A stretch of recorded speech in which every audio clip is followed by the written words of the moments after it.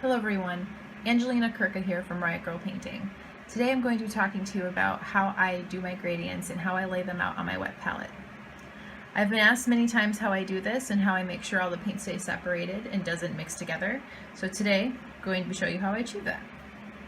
I'm going to be showing you using my red gradient, which I have actually posted as a tutorial on my Riot Girl Painting page on Facebook. So all the paints I use are Reaper. This is just my preference. You don't have to use it. It's not a requirement, but this is what I use. It's my preferred brand. They're in dropper bottles, so it's really easy to maintain good mixes because it's usually a drop. Most drops are usually the same amount. My wet palette that I use, this is one I have bought from Blick. It is the Masterson's Stay Wet Handy palette. They come with their own sponges and their own papers. This is just what I use. Again, just what I like to use and what I would recommend, but a lot of people make their own, and that is totally okay. You can do whatever you like. That's cool. Okay, so first, my palette is about 7 inches wide, so you're going to be using basically this entirety of this wet palette, like all of it.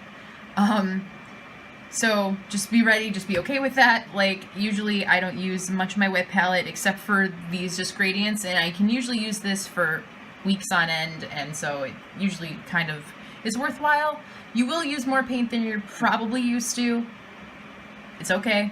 The paint will be okay. Presumably if you keep it locked up and nice and moist the entire time, you shouldn't be wasting or throwing away your paint essentially. So first I'm going to start with Reaper Deep Red, and I basically, my first drop, this has spread a little bit, but it's usually about a dime-sized piece of paint when it's just the single color by itself. When you do the drop for a 50-50 mix, I usually just do 2 small drops. I try to keep each paint about a ½ inch apart.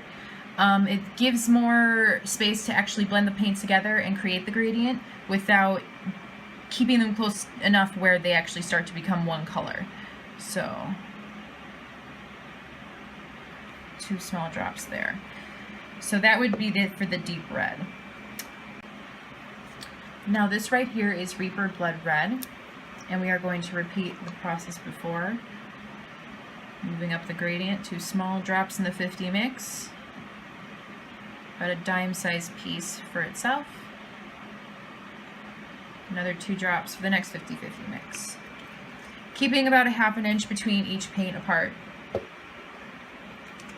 Moving up to Reaper Fire Red, repeating the process. 2 there, dime there, 2 there.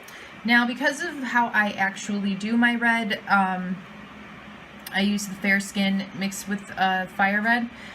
It's not an exact 50-50 mix at the end here because it ends up becoming more full fair skin towards the end, but it can give you the general idea.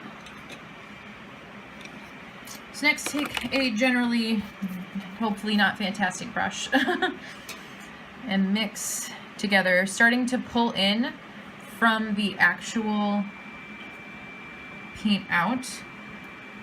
Mix 50-50 mix together completely. Trying to keep it out of either of those paints right now. Clean your brush off.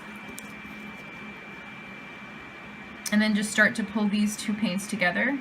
In the middle where they merge, just kind of mix. Adding a little from each side as you need. And repeating the process as you work your way down. Certain paints might need a little bit more work to create a smoother gradient.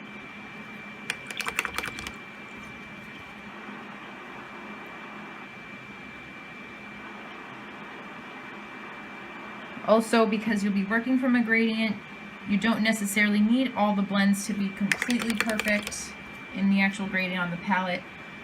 It'll give you way more maneuverability in actually being able to blend in your paints whether you're going up or down, because you can actually visually see where the shades and highlights actually come from in the actual gradient of the color you chose.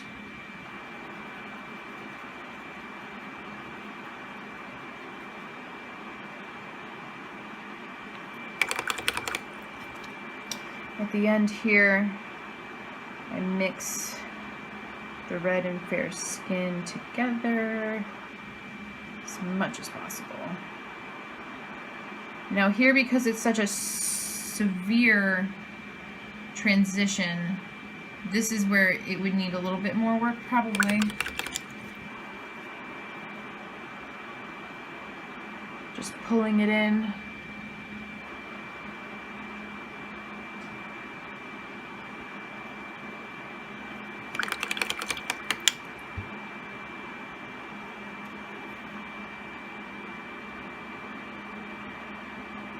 Trying to keep it as smooth as possible. And, you know, if it isn't perfect, it doesn't have to be. I mean, really just try to feel the flow of your paint. What do you like to work with? What colors do you like to work with better? Brighter or darker? It's really, a lot of this is just how you feel personally about it, and just kind of get a feel for your paint. I feel like as artists, we need to definitely experiment and try different things and do what we like, and whatever that is, there's no right or wrong. So have fun with it, be unique, be you. I hope you enjoyed this quick little tutorial, and we'll see you next time. Thanks.